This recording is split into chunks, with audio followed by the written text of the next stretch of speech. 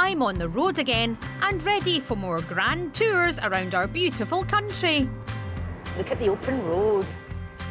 I'll never forget my childhood holidays spent in the family camper van. It was a really happy time for all of us. So I'm back with my own set of wheels.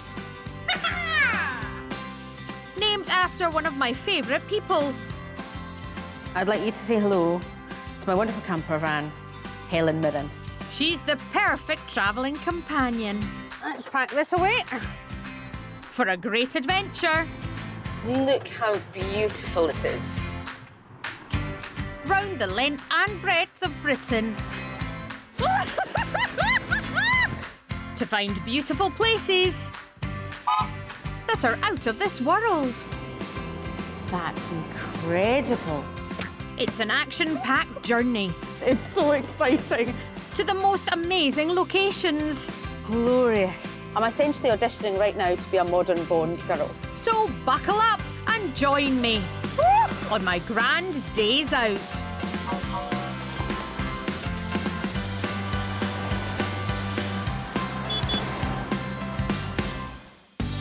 This time, I'm exploring the Norfolk Broads.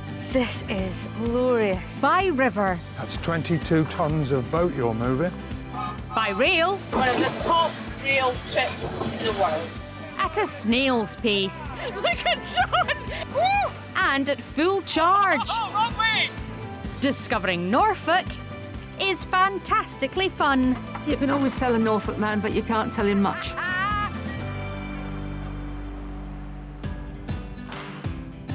Let the adventure begin.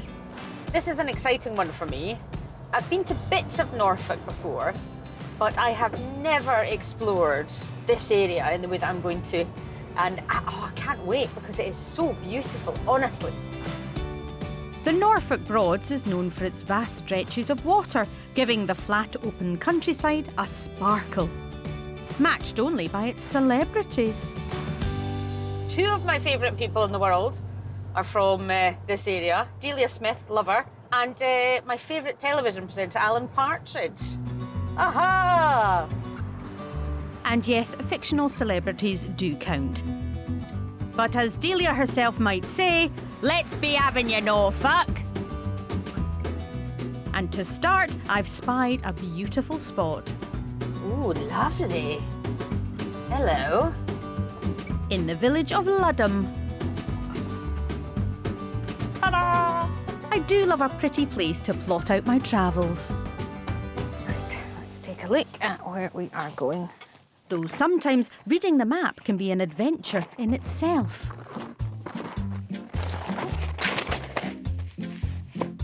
I know I look like an expert, don't I?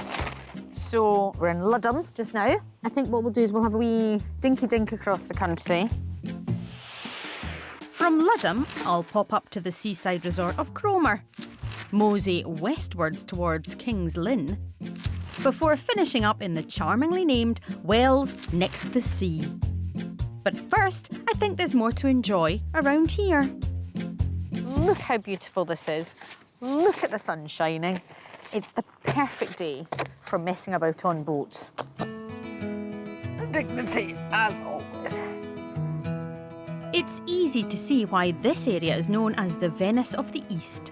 But rather than gondolas, the waterways were once filled with distinctive boats called wherries, or black sail traders. How you doing? Great. How are you doing? And I've been told Mick Harris still sails one. Mick, it's an absolute pleasure to meet you here. We're standing beside a very, very special vessel. This is Albion. This is a wherry, a Norfolk wherry. The Albion dates from Victorian times and today is one of only 2 surviving commercial wherries. But once, around 300 of these sailed the Norfolk Broads, bringing coal, grain and other supplies to the villages. What's the significance of the black sail? Originally, they would have been white, but then they got degraded by UV. So they started to brush them with herring oil, which turned which turned them into red sails. But the rats love that. So they then discovered well, you're going to brush something with herring oil. You're going to have problems. Exactly. So then they decided to paint them with tar. Tar, okay. And that's where you got the black sail traders. Right. Fully restored around 70 years ago, the Albion has a team of dedicated volunteers, including Mick, who maintain it through winter and offer summer sailing trips. Why do you do this? What is it about these? I can't help but fall in love with her. Well, I've been sailing all my life. Discovered Albion, like the idea of sailing something as big as this, and looking after her. Is this a good sailing day? First, you've got to learn to quant. I've got to learn to quant. Yeah, because there's no engine, you push the boat along. And that's... It's quite a big boat, but we'll have a go at it. A quant is a 24-foot pole used to move the wherry when there's no wind. Yeah, that's just a nice walking pace.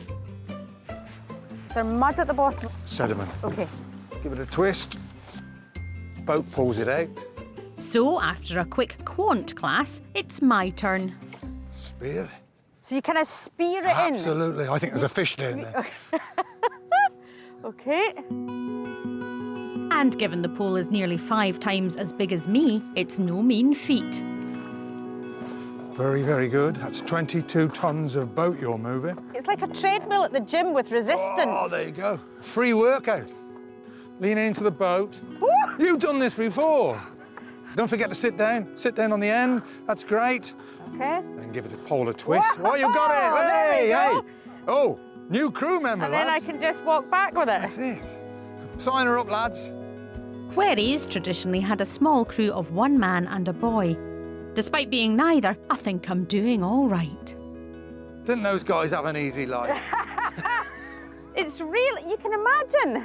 It's hard work, isn't it? Absolutely. Anyway, you've proved yourself. I have. You deserve a rest. Oh, lovely.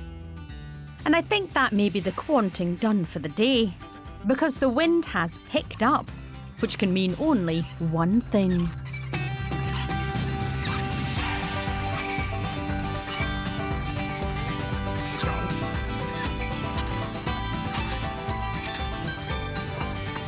Slacking it off.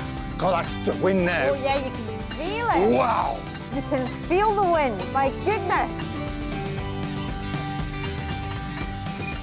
Whoa. She's there. Lovely. Does it make you happy every time that sail goes up, Mick? Fantastic. Yeah? It's just, adrenaline starts to flow, and all the winter's work is now worthwhile. The watery Broads seem like Norfolk nature at its best. But the channels themselves were actually man-made, left behind after centuries of digging for peat.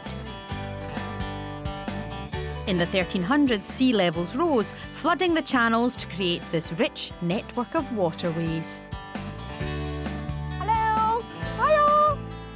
Use of the wherries waned with the advent of the railways, and the Broads soon became a hotspot for pleasure boats. Hi!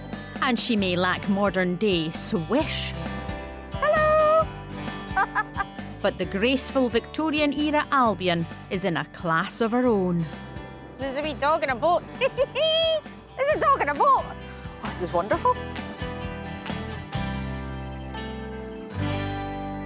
This is a beautiful, beautiful part of the country. And every boat that goes past looks our boat admiringly. And I like that. It's the same with Helen, you know. I always travel in the best possible vehicles. And all too soon, it's time to set ashore. There's an elegance about my arrival back at dock. Very slow, gentle. Guys, can I do anything? I mean, can I do anything now? Oh no, the boat's already in. Sorry, I just, you know, thought I'd ask. An amazing, amazing day. I loved it, Mick. Thank you so much. Thank you to all of you. So pleased you enjoyed it. Lovely. I could have stayed on that boat all day, but there's so much more of Norfolk I want to see. So, it's back on the road. Alrighty. I miss Helen when I'm away from her. You know, if you've got a friend who's more popular than you, and when you turn up at a party and everyone goes, oh, is it just you? That's what happens now when I go somewhere without Helen. People go, oh, was Helen not with you? I don't mind. From the waterways to the sea, the coastal town of Cromer is beckoning me. With its Victorian pier and family-friendly feel, this place has seaside charm in buckets and spades. And since I'm peckish, it would be wrong not to try their local dish. Hi there. Hi, how can I help? I'm in Cromer. I hear the crab is delicious. Yeah, we've got a fresh dressed crab caught by your own boat. Lovely. So it's just local crab. You've got the white crab meat on top, and then underneath is just brown meat. Is there anything you add? Vinegar and black pepper is usually how local people have it. Scrumptious! It's the excited face of a woman about to eat delicious crab. The nutritious coastal waters here are what makes the Cromer crab such a delicacy. So let's try it. Ready for my critique? That is the crabbiest crab I've ever had in my entire life. If you've had this kind of crab, you'll know what I mean. It is so fresh, it is so beautiful. And what a place to enjoy it. What more could you want? Delicious food, a gorgeous view, seagulls everywhere, and an element of danger all around. Yes, I think there's more to Cromer than meets the eye. I'm exploring the Norfolk Broads, and the seaside town of Cromer has me enthralled.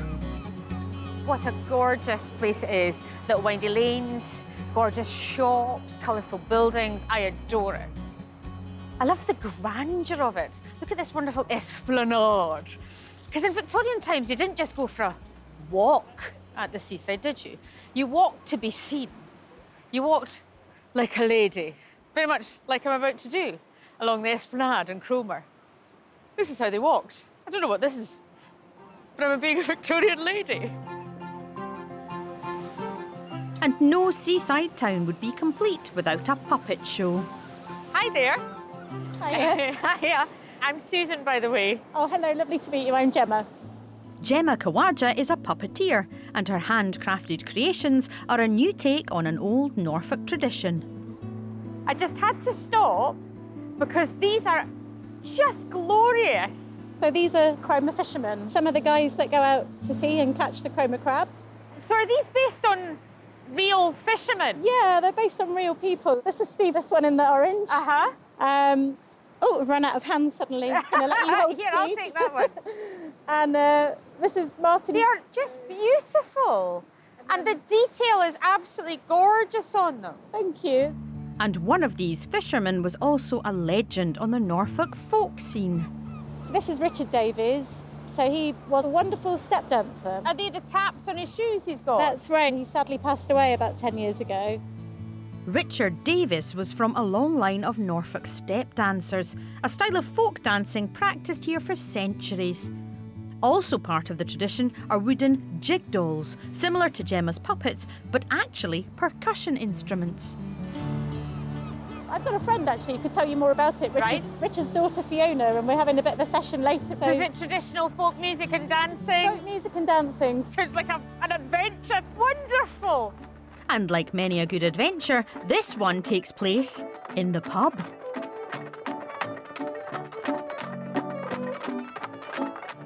Where I found Fiona, Richard's daughter, literally following in her father's footsteps and jig dolls noisily joining in. Oh, that was wonderful, wonderful. I was told this was the place to come because I love a bit of dancing. Is it quite traditional? Yes, it's what the farm workers used to do, the fishermen here used to do. It's very freestyle. You can put 200 steppers in the room and not one will dance the same. So that's wonderful. And then we have the jig dolls. Jig dolls, yeah. Rita and Sheila. Hello, Rita. Hello, Sheila. Tell me about these jig dolls. They were made mostly in the 19th century, and they were made as percussion instruments. If you take one down the pub, you can join in and make a jolly noise. The thing about a jig doll is you can control the legs, you can't control the arms. The doll decides when or whether he is going to swing his arms. Well, he's a Norfolk man. I don't know what that means. I don't know what that means. Well, they say you can always tell a Norfolk man, but you can't tell him much, if that's a clue. I'd like to make that clear. I did not say that. Rita said that. Right, so what are the Thing is, basics? sit on the board. You can wrap it, you can knock it. I find a good firm thumb flick is easiest. Yeah, There we go. There we go. There we go. Do you think I'm ready to have a go with the music? I think so. You've had the statutory 5 minutes instruction. Okay.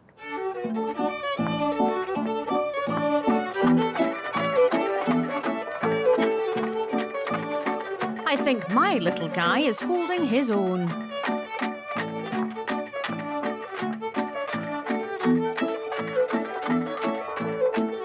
In fact, he's even got some flair. But he's yet to master these fancy moves. Oh, that was wonderful. The splits. Tell you what, buy me a pint and I'll do that for you later. Maybe not. There's driving to do. Thank you so much. I've lots more to discover Hey! in this remarkable county.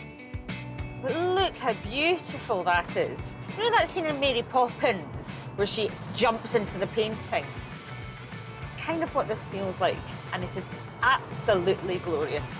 And it's perfect for what I've planned next. One of the things that I love doing is bird watching.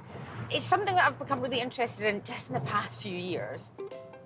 When you see a wee goldfinch flying away, it's like a little puff of magic.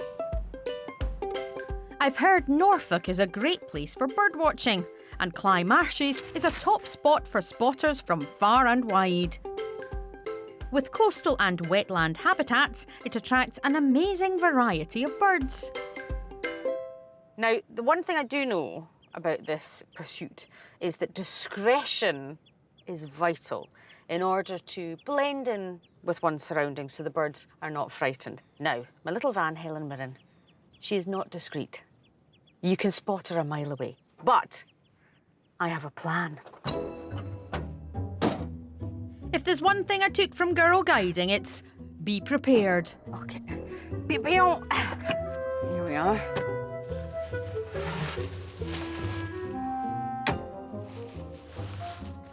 The perfect camouflage.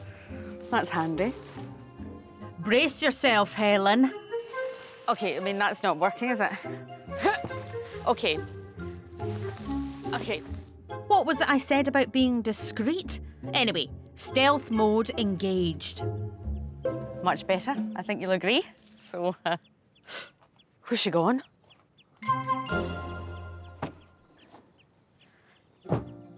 Perfect.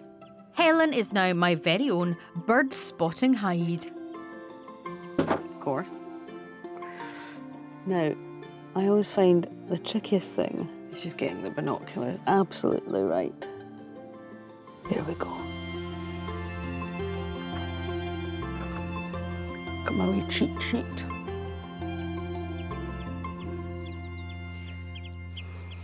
The thing I love most of all, really, even if you don't see any birds, is listen to it.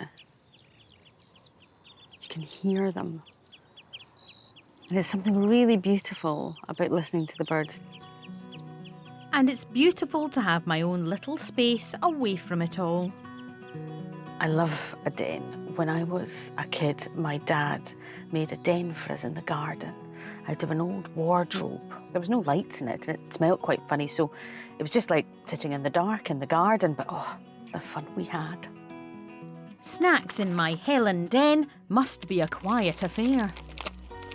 A packet of crisps is not appropriate.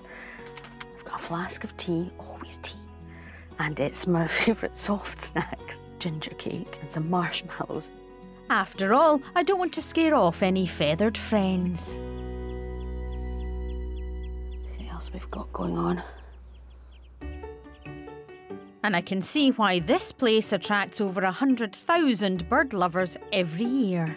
Hold on a second. Us birdwatchers call this Recurvirostra avocetta, also known as an avocet. Beautiful little birds. Now we're talking. Once driven to extinction in the UK, the reserve plays a big part in ensuring the avocet's survival. I'm on a roll. Sandpiper, tick. Shelducks, tick. But hang on. Oh, is that a marsh harrier? Oh, I love it. Obviously the king of the castle over there. The largest of the harriers. That's a top spot around here. Gosh, what a lovely time I've had. And I've only been here a short while and I've seen some amazing birds. But I think I should move on because I'm hogging a space and someone might crash into Helen. She's practically invisible. Morning has broken. Do you know what? I'm absolutely in love with this place. And Norfolk is looking brand new. Lovely roads. It's quite nice and flat. Both myself and Helen enjoy that very much. I've got an exciting day ahead. From when I was a kid, I've loved collecting things. I really have. I collected thimbles, which is, you know, the most exciting high-octane collection you can have. And I love talking to people who also collect things. They're my kind of people. I'm heading to Weybourne and the site of a former anti-aircraft training camp. Top secret, it was staffed by women from the Auxiliary Territorial Service, which a young Princess Elizabeth served in during World War II. Today, the rich history continues in a collection that outshines my thimbles. The Muckleburgh Military Collection is the passion of Sir Michael Savoury. Michael, it's lovely to meet you. I love nothing more than a collection that's gone out of control. Totally. It's a beautiful thing. Totally out of control. The vast array of militaria gathered from around the world includes 22 massive tanks in full working order.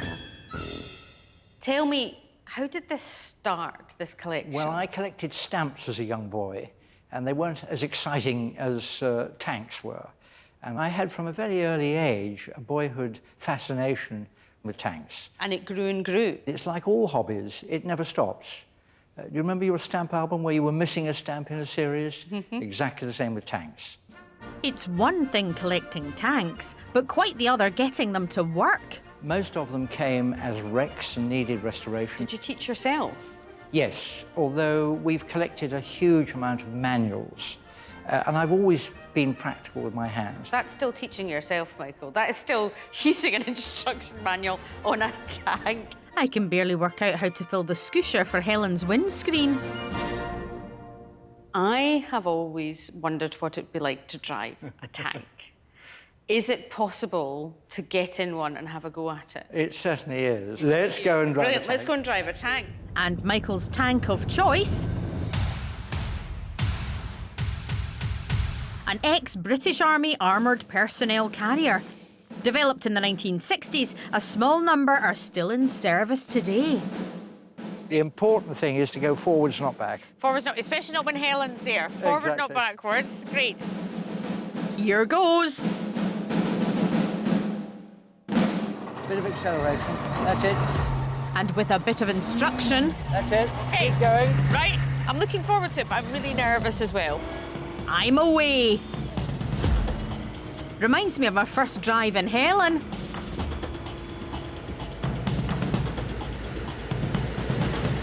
It's quite intuitive.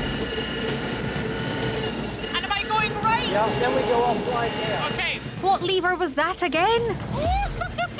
It's a 13-ton tank, but I think I'm getting the hang of it. Whoa! Wrong way! Wrong way! Oh. Spoke too soon. It's certainly not your average country drive. A bit more acceleration now. Sure. He's brave. It can reach over 30 miles an hour. But it feels double that. Woo! Oh, my heart is in my mouth. Now, what did Michael say about stopping this thing? Slow down.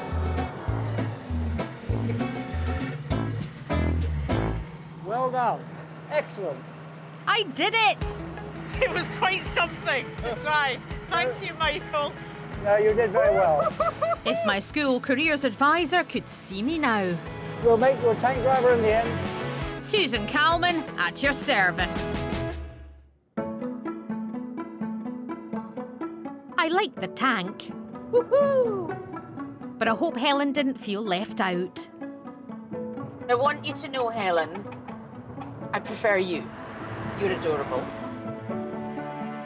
And I've heard the village of Great Bircham is just as adorable. Where this magnificent windmill is too good to miss.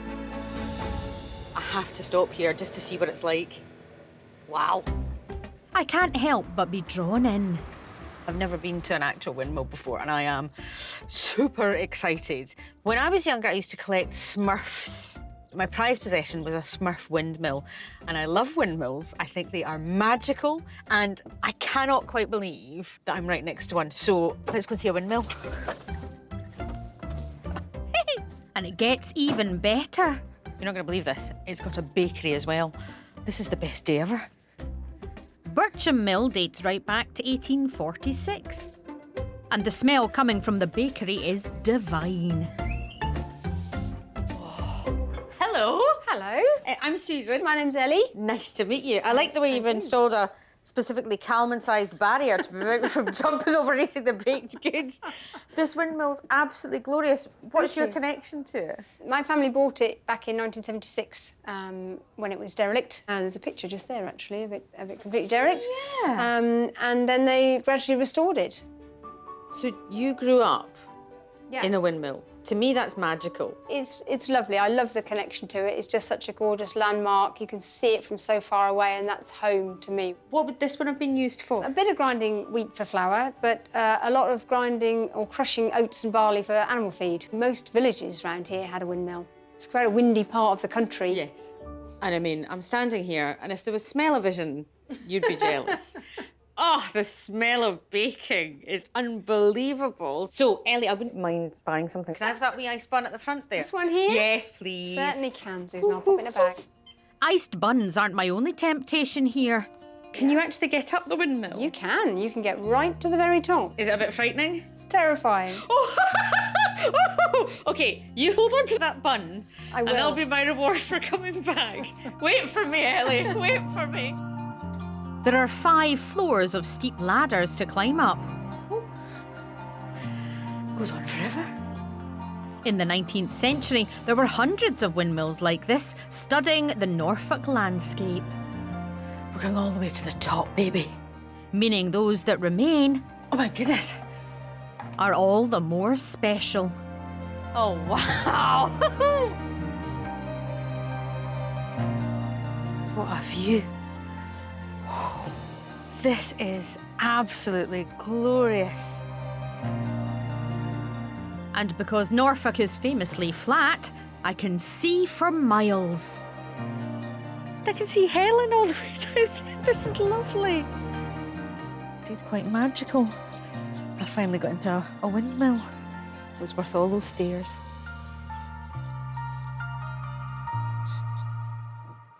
Hi, Ellie. Hi. I got to the top. Oh, well done. It was really nice. It wasn't terrifying at all. Well, it was slightly. I loved it anyway. Well done. In that case, you get your sticker. I get a sticker. I you didn't even go. know there was a prize. Yes. It says I got to the top of Bircham Windmill in Norfolk. Thank you, Ellie. You're most welcome. This has been brilliant. Bye. Thanks very much. And it's no less beautiful on the ground. I've had a lovely time. I've got a delicious bun. Ah. Oh, look at that. And a lovely cup of tea and a beautiful view. I mean, who could ask for more?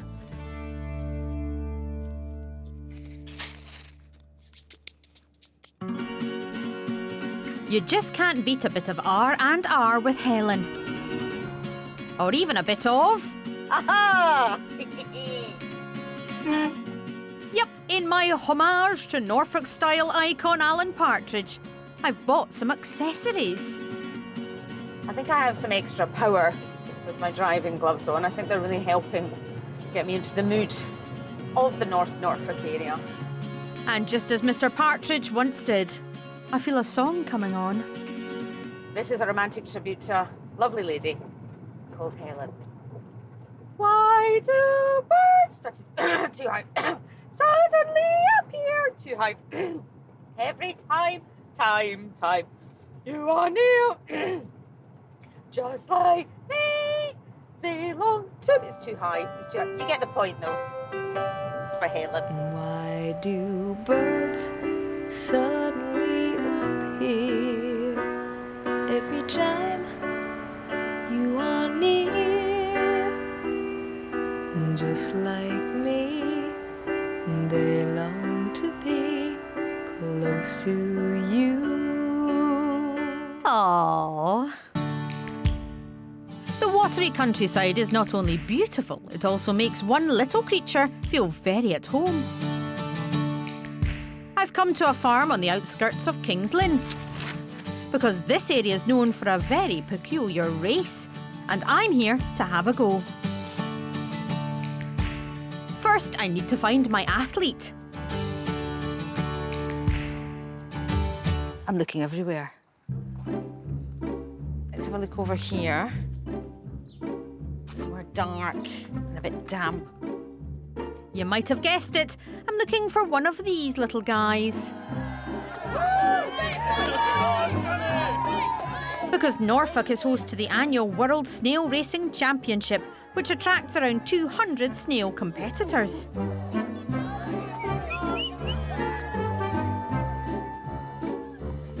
You're snaily, snaily, snaily. They don't react to that. Snails don't react to that. I don't know why I'm doing that. You're snaily, snaily, snaily. Today, a few locals are gathering for a race. No snails there. And I'm going to enter. Bingo! Snail jackpot. And now, I'm going to take him away just for a wee minute and then I'll put him back again. So let me get my snail. You pick him up, not by the shell. So there we go, wee fella. Happy and comfortable in his little bed of lettuce. Gerard Butler is the name of my snail. That's a champion. Just like a movie hero.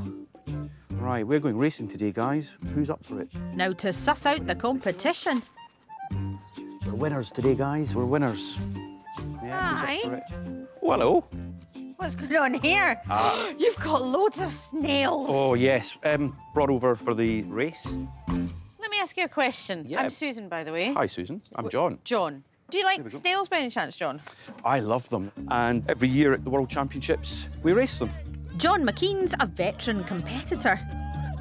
Seems a perfect chance to gather some pre-race tips. With snails, you make the noise of a lettuce.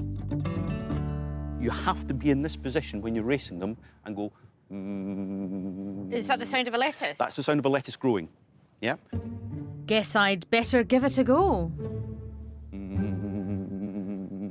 Why do I need to be here? Because what we're also trying to emulate is the silhouette of a lettuce coming out the ground, so that when the snail looks at you, they think that you're the lettuce. So it's crucial. And This is one of the best conversations I've ever had in my life, John. good. Elite athletes, if you put the work in, you get the results. Yeah. And it's the same with snail racing. We've even created our own snail gym. And the idea is that they climb up the slope, they work, they build their muscle. They are lovely, aren't they? They're absolutely extraordinary. Yeah. You're showing how beautiful these creatures are so that people don't think they're just pests and horrible, aren't you? Definitely. Don't kill them, don't put chemicals down. Put them somewhere else. Yeah, so important for ecology and the circle of life, aren't they? Definitely. Gerard, we've got a lot of work to do. We've got about 5 minutes. I'm going to be a lettuce for you. Look at her go. Pretty speedy, John, for a snail.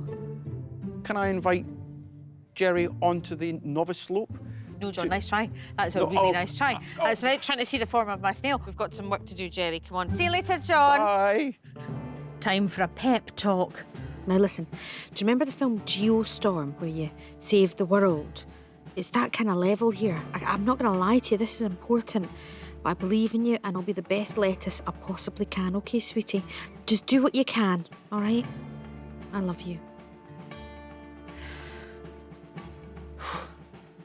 Let's do it. I'm enjoying the wonderful Norfolk Broads. And I'm getting ready for a big event with my little champ. I think Gerard Butler's got everything that you need for a snail race. And let's face it, he's really come out of his shell recently. OK, let's go racing. Hi, everybody. There are no rules apart from don't touch them once they're in there. This might just be a friendly between locals, Come on, but it's still competitive. Come on, darling. Thank you. The snail that makes its way from the centre to the outside circle in the quickest time Thank you very much. is the winner. Come on, Jerry. All eyes on number 3. OK. Outsider Gerard. Ready, steady, slow. Come on, crowd. Let's get on this now. Come on, Jerry. John and I are diving straight in. With the support of lettuce humming. Jerry is doing really well. Jerry is doing really well. Look at John. Look at John. I've never seen anyone so intense. Like, Coming. Come on, Ruth. Jerry. Oh dear. Gerard is heading back to the centre. All bets are off for Gerard. Come on, Ruth Chop 7. Come on, Ruth Chop. Come on, Ruth Chop. Come on, darling. It's a thrilling encounter at the moment. OK, so Gerard is just given up. But we have a front runner. Ruth Chop. Number 6 is about to cross the finishing line. Nearly. Come on. Come on. Come on. 6 wins by a distance. Absolutely fantastic. Much to owner Brian's delight. I couldn't be prouder. Well done. Well done. Despite all the intense training, John Snail didn't reach the finish line. In a firm last position, Gerard Butler, right in the middle. I still love him though. And the winner is Snooky. Well done. Thank you very much. Thank you. Sadly, no lettuce leaf trophy. For poor also ran Gerard. OK, my sweet thing. Put you back where I found you. You there? You on? There we go. He wasn't first, but he's always a winner in my eyes. Well done, Gerard. So back to bumping along the roads of Norfolk. Oh, Helen. I fancy a trip to Wales next the sea. And while I'm here, there's something I can't resist. But whenever I'm planning a trip, and you might be like me, you always look for a certain something, and if there is that certain something, you go to. And for me, it is always steam trains, because I love steam trains. The Wells and Walsingham steam trains promise big adventures on the world's smallest public railway. Hi, Tony. Hi. Engineer and driver Tony Martin has all the gen on this little gem. This is a beautiful, beautiful railway. I understand it's really down to one man. Lieutenant Commander Roy Francis, an ex-naval captain passionate about miniature railways. He laid the track in 1982. He got a friend to build the engine and the first coaches, and off they set. Incredibly, Roy Francis had created the longest light railway of its type in the world. His family still own the mini passenger trains, which are mostly run by devoted volunteers.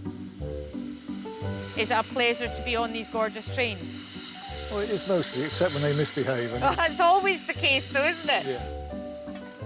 Can I have a ride then in one of the carriages? I think we should have you in the steam engine. Blow the whistle for us. It's a dream come true, Tony. It's a dream come true. Today, the train will be driven from behind, but I will be the whistleblower-in-chief up front. So, got my train driver's cap on. The heat is unbelievable in this cabin. It really feels so special to be sitting here in charge of this. Right, hold on. I have to blow the whistle at the bridge and at the White House as well. Honestly, this is going to be the journey of a lifetime. Full steam ahead! The little locomotive will take me on a half-hour trip. It's just so romantic. We're coming up to the bridge. Here we go. The journey stirs up all the senses. The sound, the smell, and the heat, and the steam coming out. And look at it, it's amazing. The beautiful Norfolk countryside. White House. You know what? This is the life. Oh, little train, right on time, chug, chug, chugging down the line, burning up the miles from you to me. Oh no, there are chickens on the track. Come on, mates, get off. There's his whistle so beguiling. The chickens are fine, they go out the way.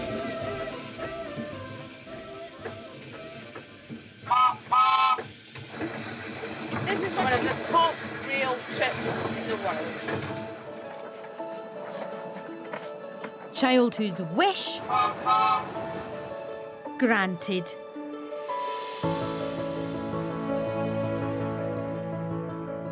My goodness. Oh, wow.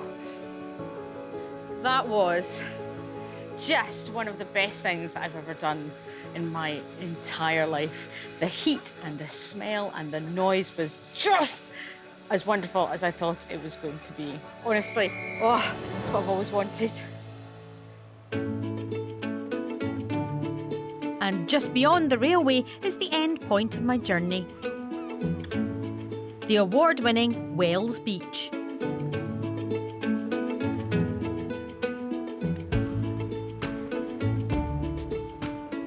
My time in Norfolk has really been a journey of discovery. It's even more beautiful than I expected, more laid back than I'd hoped for, and so, so friendly. And I will have to come back because I didn't get in that sea, and it looks absolutely wonderful. With some places, you just want a reason to return. Next time, Norfolk. Next time, I'm exploring Cornwall's amazing coast. Oh, this is beautiful. I'm all set Watch this Roger Moore eyebrow. Ready? to hit the heights I just got a text from my mum. and see astonishing sights It is just extraordinary. as I get to experience the very best of Cornwall. Yes! That was